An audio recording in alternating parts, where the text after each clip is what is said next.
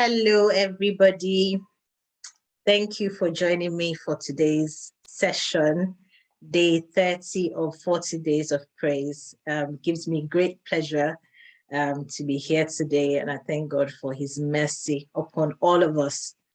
I'm very grateful to everyone who has tried to find some time each day to pop in. I'm really grateful that you're spending this time with me. Big thank you to those joining on Facebook Live, those joining the Zooms, and those who are watching replays on YouTube.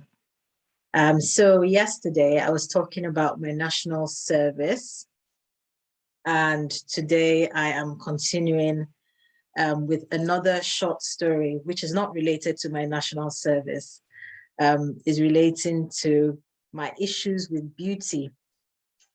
So I'll be saying a story about that.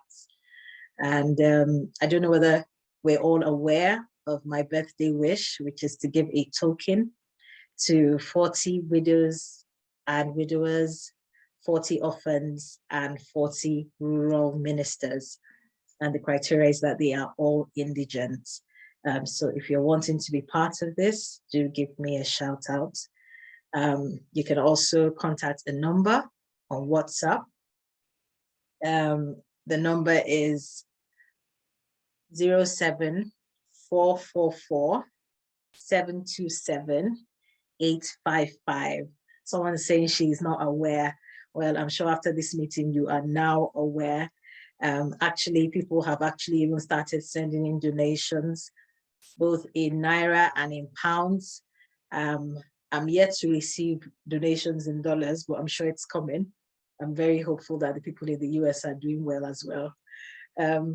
So my story today is about my issues with beauty. So some of you might believe I am very beautiful to behold, and I would not argue with you at all. But I have not always thought so. So I'd always been a heavy child. It wasn't rubbed in. My mother used to say things like I was the one that was bringing out her catering, because I was the one. I was the one displaying that she was a great caterer, because I was eating most of it. But yes, I was not the slim child. That's my point. And I remember in secondary school, you know, some people are they're just wicked. They're just looking for ways to create all kinds of disharmony in families. So they will say, your sister is finer than you. And in my mind, I said, why are you telling me this? Do I really need to know that? Well, how is that your business? You know, that kind of thing. But I had gotten used to it. And by the time I was in university, people said I was on the big side. I was going to say things like, so what? I'm big and you're slim, but I'm smarter than you, that kind of thing. I mean, smart in walking, that kind of thing. Of course, there is a plus to being fit and everything, and it's not about being defensive. There's always room for improvement. But when I was younger, I chipped my tooth. It took some time for me to realize that my father had the exact same chip. You might not notice it because you're used to me, but if you look carefully, you'll find it. So those were some of the things that were creating some bit of, should we say, insecurity in a sense. Then I also happened to be the one that was the chesty one, let's put it that way, chesty, busty. And in Nigeria, where I come from, there's not that much, there's a lot of intrusion into personal space sometimes. And so some people will just start ogling or looking at you, and instead of looking at your face, they're looking at your chest, and you're wondering that, come on, look at me in the face. Can't you look somewhere else? That kind of thing. So it took some getting used to. I take after my grandmother in that regard. So it's hereditary in a way. And yes, children take after their parents and grandparents most of the time. But yes, it took a while getting used to it and accepting that that was how I am. And I know there are a lot of people that are not as busty and wish they were, and vice versa. I can tell you for free that there's a price to it. So if I go into a store and people that are normal cup sizes will get things like £10 or £15 to buy one of those, I'll probably have to travel 2 hours and then pay £40 or £50 to get one that fits, right?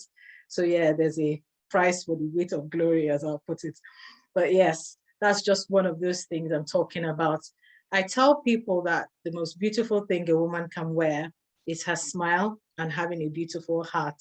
If you see a woman with a beautiful soul, she's usually going to be a beautiful woman, or you would find the beauty somewhere. I met a lady with tribal marks on her face, big ones on both sides, but she had such a lovely soul. She had the laugh of a child, and she was a great person. She was a prophetess, by the way, and she's gone to be with the Lord last year. But yes, its beauty is about what is inside more than what is outside. And the other thing I like to say is that a loved woman is a beautiful woman, and she would always be somebody who is glowing. And it's not somebody else's responsibility to make you glow. So for instance, I'm glowing because I'm a loved woman, but I'm someone that has been loved and accepted by God, and I've accepted that love. So that's what I want to share with you. The other thing is that I didn't grow up around a lot of makeup. So my mom didn't use makeup, so I didn't get used to using makeup. I do use makeup once in a while, but I remember in university when people say things like, why are you not using makeup or things like that? I'll say, I don't need it. I don't need it. And I say things like, if you use makeup all the time, the day you don't use it, you look ill. And if you don't use makeup all the time, the day you use it, you look amazing. Wow. But yeah, those are just a few of my thoughts about that. But there was a time it did get to me. I was in a choir, and we were going to have a concert. And one of the leaders looked at me and said, why is your face so plain? And I think after that, I started using eyeshadow and all of that. Now I wake up at 6:30 in the morning in Yaba, and I'm going to VI to work. And I'm waking up at 6:30, putting all this stuff on. And it's just not me. So it became stressful. So I didn't hold on to that for long at all. But yes, those are my stories and my thoughts about beauty.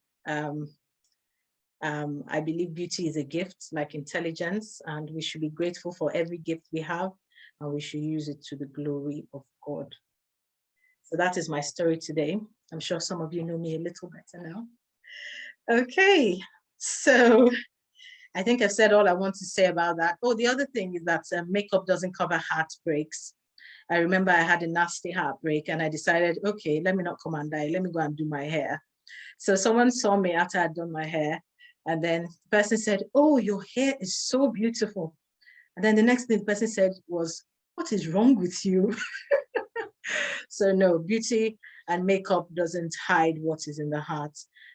My belief and my prayer is that God will fill us with such joy that we will radiate the beauty of God all the time. Okay, so the sing-along today is beautiful, Jesus is beautiful. And the song for today is a beautiful song by Kira Shared, titled My Flaws, which some of you might know, but if you don't know it, you'll know it after now. It's a beautiful song. And I would sing first a song that my mother used to sing when I was younger. I don't know whether you've heard it before, but I'll sing it now. So, and it's titled, Let the Beauty of Jesus Be Seen in Me. Let the beauty of Jesus be seen in me. All his wondrous compassion and purity.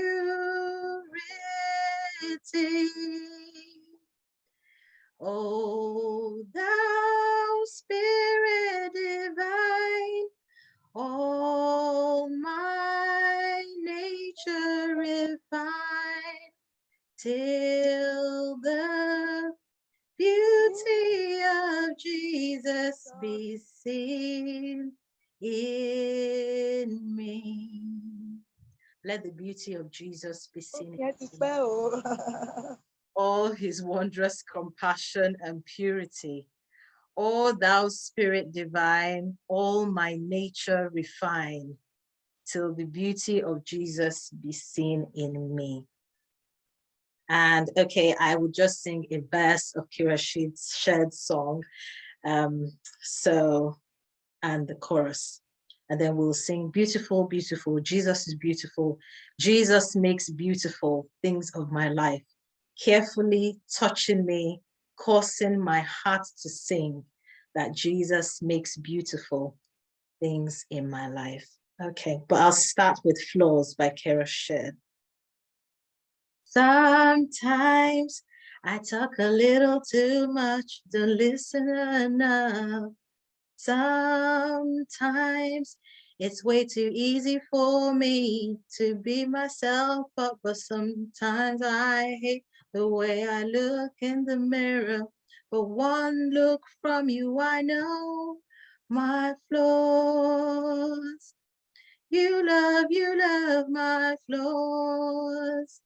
They make me beautiful. You don't see them as flaws at all. That's why I love you. 'Cause you are the one who loves my flaws. Sometimes I get a little insecure, little unsure. Sometimes I know I might say some words that might cause some hurt. Sometimes I get in my own way, but you put up with it all, my flaws. You love my flaws. You think they're beautiful. You don't see them as flaws at all, and that's why I love you. 'Cause you are the one who loves my flaws. So flaws mean imperfections, and God is able to bring beauty out of every imperfection. Okay, so to the sing-along, let's go.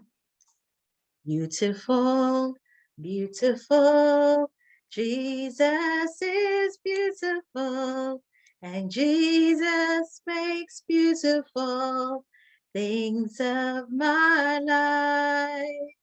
Carefully touching me, causing my heart to sing, that Jesus makes beautiful things of my life. Thank you very much for listening. See you tomorrow. Tomorrow is day 31. God bless you.